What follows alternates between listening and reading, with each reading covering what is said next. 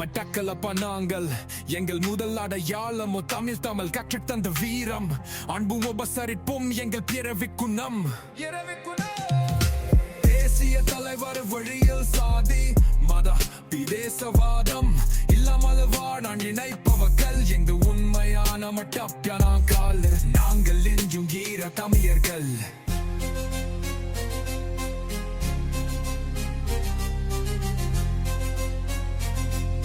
நாங்கள் என்றும் ஈர தமிழர்கள்.